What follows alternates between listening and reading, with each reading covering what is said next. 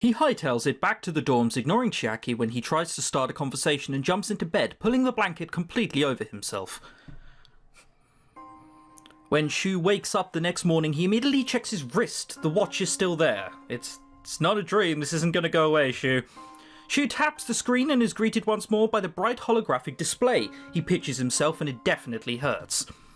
I don't know why people pinch themselves. There are easier ways to do it. Just touch yourself. All you're looking for is a sensation. You're just a bit of a masochist. You sitting there going, fuck it, I'll pinch myself. That hurts. So what happened wasn't a dream. I can't believe it, but it all really happened. There's even a new message from Shuuki showing up on the screen. Shuuki will periodically send Shu messages. When he receives a new message, there will be a ringtone sound and the new notification will appear in the left. Can I click on it now? Yes, I can. I think. I can! You have to find the right memento to save Masaharu. Better hurry, Shu. You don't have much time. Okie dokie then. How do I close this? With 2 clicks! Great! Did I do that wrong? I must have done that wrong. Okay, thank you. Shu pulls himself out of bed and rubs his eyes, but for the first time since Masaharu's death, his mind feels clear. Shu feels like he has a purpose again. Probably should have changed before going to bed, though. He notes his wrinkled clothes with a frown. I still have no idea how to use this thing, though. Time to test it out. Hesitant, Shu looks around. It seems Chiaki already left for breakfast. There's got to be things around here I can use. Just be safe. Write something down now, wait 10 minutes, then go back. Done. No, whatever. He decides to look around his room for starters.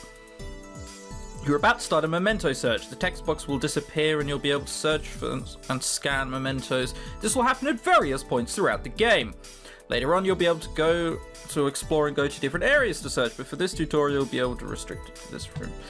If you have a sharp memory, you may have already spotted the 3 mementos lying around since they weren't shown in the room until the beginning of this scene.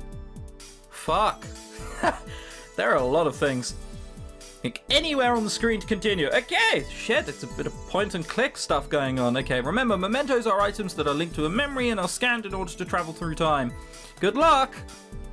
Alright, well, I don't think that was there, was it? Okay, I lied, it was. That wasn't there. What else wasn't? The pen? Something around here? Okay, the books, and a pen. Oh, great. We'll go on the pen. A bright yellow pencil catches... That's a pencil? It even has the clicky thing at the top. That's not a pencil. You lied to me, game. Gnari lent it to him when they hung out once during the summer break. Though not sure if it will work, being mass-produced and all, Shu tries any... What? No, I just wanted to click on it, see what it did. Don't try it. Oh, God. Is that all we did? Okay, we're not going yet. Oh, thank God. Sweet, it worked. Maybe I should find some more stuff. This isn't going to be enough for a test. Okay, so then this. Shu immediately notices one of Chiaki's notebooks sitting around. When he walks over and opens it, he sees that the whole notebook has already been filled, which is probably why Chiaki left it behind. Shu flips the pages in the notebook until he reaches the very last page. Seems harmless enough. Time to scan it. Chiaki's notebook. It's amazing that the watch knows what it is. Aha! This must be Chiaki's notebook. Alright, sweet. And you. She sees a lunchbox lying on the floor. It's one that Natsume made for him a few days before. He hadn't had much of an appetite, so most of the food is still in there. It's gross, but I won't actually have to touch it, right? Kiyosaki did say that a memento could be perishable. You don't. All you have to do is register it. I guess 3 mementos is good enough to start with, right? I'll use the notebook first. Why? The time machine can be accessed via the top menu, which drops down when you click the menu button in the... Okay, sure, sweet. Whatever. You've just done it for me! Click anywhere on the screen to continue. What have we got? This is a memento that is registered in your inventory. So these are the 5 slots. Yes, okay, I could guess that. Stealth and active. Stealth. Will I be able to see you when you're stealth? I mean, you're pretty shit invisible when you are stealth. Active. When you click on a memento slot, the information on the memento slot... Okay, great, whatever.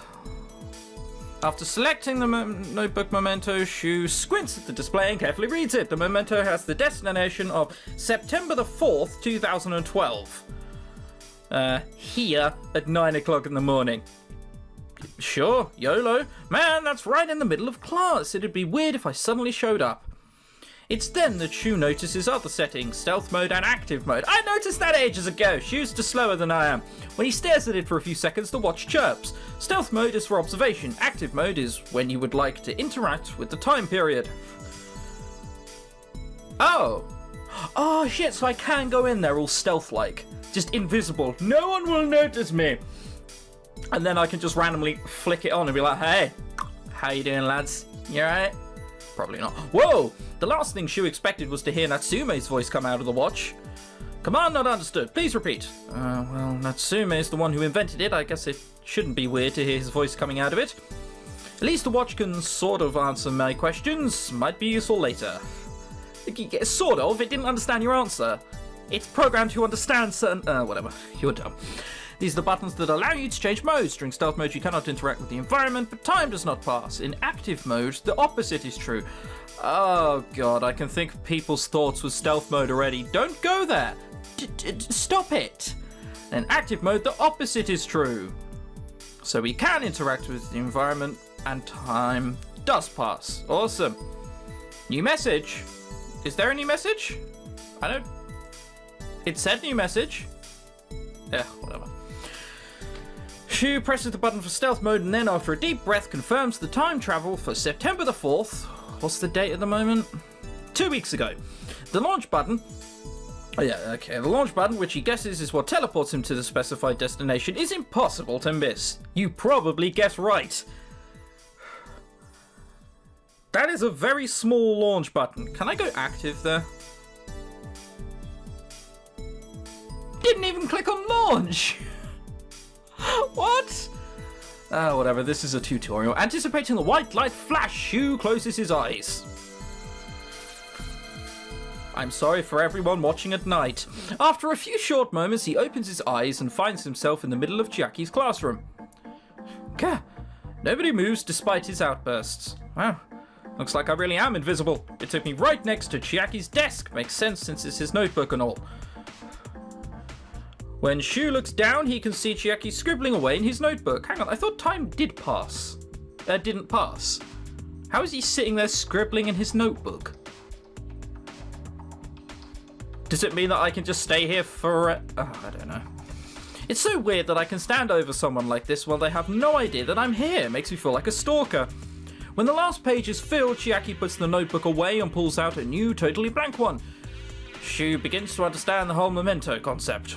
They're tied to a moment in time. Yes, well done. But, oh, come on. I could have guessed that. The time machine just allows you to stay up for an hour after that moment. In this case, the moment was when the last page was written on. If I want to save Masaharu, I'm going to have to find a memento that's tied to a moment just before he died. That doesn't give me a whole lot of options.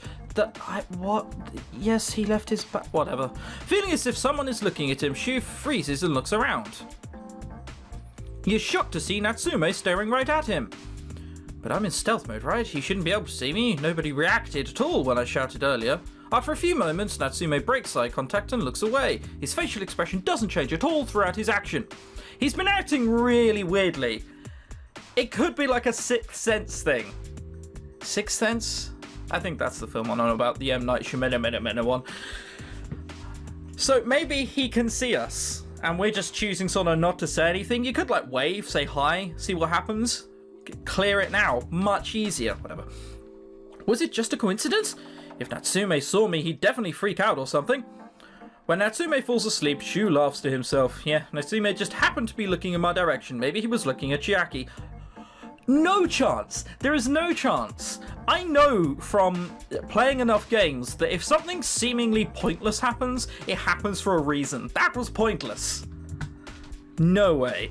Feeling reassured, Shuu hangs out in the classroom for a while just to see what happens. Afterwards, he runs out of time and is quickly whisked back to the present. So I still ran out of time? Ugh, whatever. Weird, the time didn't go by at all in the present. It's like I never left. No, that doesn't make any sense at all. Does that mean that time doesn't pass in the present? Whatever.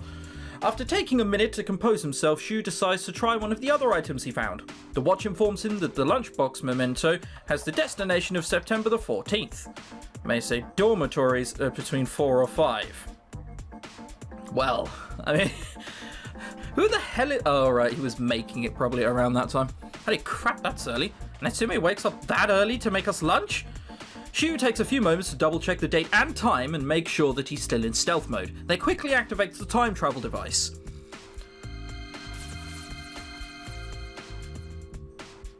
And finds himself in the middle of the dorm kitchen, Natsume putting the finishing touches on lunch boxes for him and Shu. So I guess this time the memento was connected to the moment when Natsume finished making this lunchbox for me. Man, if Natsume is just now finishing the lunchboxes at 4 AM, does that mean he had to wake up even earlier? I didn't think he could do that. Well, that's why he's asleep all the time. A few tenants walk in and out of the kitchen, some of them even look right in Shu's direction, but none of them seem to notice his presence at all. It seems other people really can't see me. Well, I already knew that from earlier, but this just confirms it. Have you just, I don't know, do jumping jacks? Come on. You can't ignore a ghost doing jumping jacks in front of you.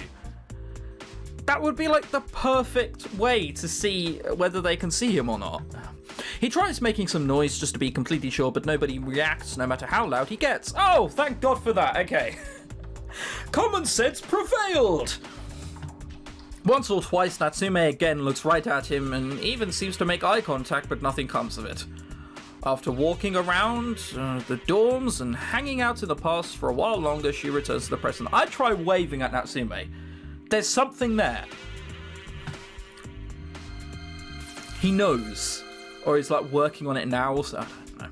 It occurs to Shu that with most of the dorm tenants currently scrambling to leave for class or eat a last-minute breakfast, the dorms are pretty quiet. It's the best time for some reconnaissance. I'll save that pencil for later. Said no one ever. No. Shu tiptoes into Masaharu's old dorm room, making sure that his roommate isn't there. It still has a lot of his old things in it, since no one's had the heart to go through it all and throw things out just yet. After a moment's hesitation, he picks the first thing he can find on his brother's side of the room, a wristband. You're gonna hope that... This is so dumb. Shu goes back to his room with it before anyone can see him. When he tries to input the wristband onto the time machine, however, warning, not a valid memento. Huh? Why the hell not? This item is connected to too many destinations. Use of this item as a memento may result in failure, being stuck in time limbo, or death by waterfowl. Ah, that's my favourite kind of water. Why waterfowl? Come to think of it, I guess Masaharu did wear this thing a lot. Command not understood, please repeat. At least I learned something valuable. Not everything can be used as a memento, it has to be connected to a specific moment. That's why Chiaki's notes and Natsume's food worked, but this doesn't. This is sketchy as hell. I think this would work with a certain perspective, but as soon as you think, oh, but why not do this? Suddenly this seems very subjective as to what counts as a memento and what doesn't. I think, by my logic, nothing would count as a memento. Unless, like, pregnancy tests would, right? Because you literally use it once and throw it away. However, their logic is that Chiaki's notebook, he's written in that for so long, but because he finished it at a certain point, it counts as a memento. Masaharu always used his wristband as well, and that's connected to too many destinations. Do you see my sort of problem here? It's like, but those are the same thing, but one counts for one and one doesn't count for the other. It's the old point and click problem. You can't think, how do I solve this problem? You have to think, what was the writer thinking when they created this problem? His best bet will be something that was newly created or perhaps only used once. Anyway, there's only one memento left that I haven't tried, so I may as well test out active mode on it. When the time machine reports a destination of 2:30 to 3, library, however, Shu is baffled. I thought we were supposed to get a whole hour. If the memento is not very strongly connected with a specific moment, it may still work, but the time period will be decreased. I thought that. You can read my mind now, watch? Damn you! Oh yeah, Kiyosaki did mention something like that, but how did this watch know what I was thinking? Well then, what's the difference between this thing and the wristband? Command not understood, please repeat. Oh, fuck off, you completely understand me. This watch has it in for me. Ugh, this stupid thing. I guess I'll have to try lots of things and see if that works. Maybe Masaharu's wristband didn't have any strong memories attached to it, and maybe that's why it didn't work at all. The problem is I want to do active mode, but don't want to just appear somewhere and freak people out. It is possible to start in stealth mode and then change to active mode midway. This watch is fucking with me. I tell you. I'm not even going to question how this thing reads my mind anymore. So I can go there invisibly and wait for a good chance to appear and change and stuff? Command not understood, please... Oh, forget it! I'll figure it out on my own! In this game, when you choose active mode, it will be assumed that you first teleports in stealth mode and then becomes visible once the time is right. You may not have to manually change modes. Okay. Also, the game will assume that Shu tries lots of different mementos. If you can find an item while exploring, it can be used as a memento. We won't make you test them all. After confirming the destination, Shu teleports to the library where he and Yukinari were studying together. Awesome! Boy, I hope there's a walkthrough for this somewhere if I cock this up the first time. There I am with, not saying that, Yukinari. This was where he was helping me study. Man, it kind of feels weird to watch myself like this. Jeez, we look really bored. Part of Shu wonders, a bit morbidly, if anything would happen if he ran into his past self during time travel. Well, other than admire how good looking he was, probably nothing. Would the world end? Probably not. Better not think about it too hard. I'm pretty sure Kyosuke would have said something if that could happen. After a couple of minutes, his past self leaves to answer a cell phone call and Shu decides to give active mode a try. Not even the same clothing, he's going to notice. He changes modes and approaches Yukinari, who's a little startled upon seeing him. How did you come back from the other direction? And when did you change your clothes? Oh, I spilled something on my shirt and changed my coat, shirt, jeans, shoes, and I put on this necklace. Other than that, though, flawless plan. While talking on the phone? Yeah, someone with coffee ran into me. And you happen to have a whole spare outfit with you. Never leave home without one. So anyway, about the... Oh, sorry, I'm getting another call. But I didn't hit. Be right back. Shu walks off to the front of the library, ducks into the bathroom where no one can see him, and returns to the present time. Well, we just completely fucked up Yukinari, didn't we? Good luck ever explaining that. He looks around, nothing looks different. Freaking out Yukinari doesn't seem to have drastically impacted the present. Oh, it's been 20 minutes since I left. Weird. When I was in stealth mode, time didn't pass at all. I guess time in the present will pass if I'm in active mode when time traveling.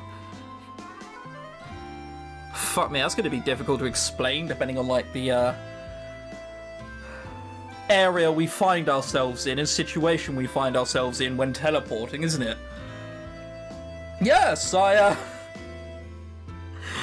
normally put on my watch and just look blindly at a wall in the middle of a corridor. So I should only do that if I know I've got time to spare. Or just pretend you're asleep, mate. Like, whatever. Shu races down the stairs to the common room, and luckily Yukinari is still there finishing up breakfast. Time to see if my meddling actually changed anything. Hey, Yukinari. Oh, morning, Shu. You haven't changed into your uniform yet? Yeah, speaking of my uniform, do you remember that day at the library when I had to change my clothes twice? He figures there was probably even more chaos when his past self came back wearing his school uniform again. Random change of topic. Just humour me for a second. Well, yeah, you were really confused when you came back for the second time, really. I wondered if you'd been abducted by aliens or probed or something. Why does it always have to be probing? Just because I'm gay doesn't mean that they probed me, you sick, stereotypical bastard. Ugh, how dare he. Oh, it's unfair of you to go on an alien spaceship and leave me behind. How boring. Well, at least I know that the past really was changed. At any rate, are you alright, Shu? Huh? Why'd you ask? Well, never mind, it's nothing. After making a bit of small talk with Yukinari, Shu grabs his breakfast, changes, and heads to school. See, can I say, going back on what we were saying earlier, things which seem good, but are... things that seem pointless, but are put in any way, always dangerous. At any rate, are you alright, Shu? Why'd you ask? Oh, is that just because Masaharu died? Yeah, that's probably it. I'm just reading a bit too far into it. After making a bit of... Yeah, grabs his breakfast, changes, and heads to school. So we can change time! But all he can do during the day is think about how to save his brother. The pieces start to come together when he and Kyusuke travelled to the past briefly. He'd seen Masaharu walk into the convenience store, so Masaharu probably managed to buy the pencil lead before he shudders at the thought of his brother's dead body. If I change the past, I wonder if I'll forget about seeing that. Probably not. It depends what sort of time travel you think is working. If it's like Back to the Future, yeah, you're fucked. You could save him and then in turn die yourself. There's no way about that. Shu remembers that all of Masaharu's belongings were brought to his dorm after his death. His mother hadn't wanted those items to be under the roof of their house. I understand her feelings, but I wonder if Masaharu's roommate minded. Masaharu's things had all been shoved to one side when Shu walked in earlier, he remembers. So we're just going to go stealing mementos, are we? Wonderful. Can't wait. Also, for the next episode, shall I just make it like a bit longer? Should we just make it 40 minutes? I'm feeling it. We should make it 40 minutes, right? Let me know.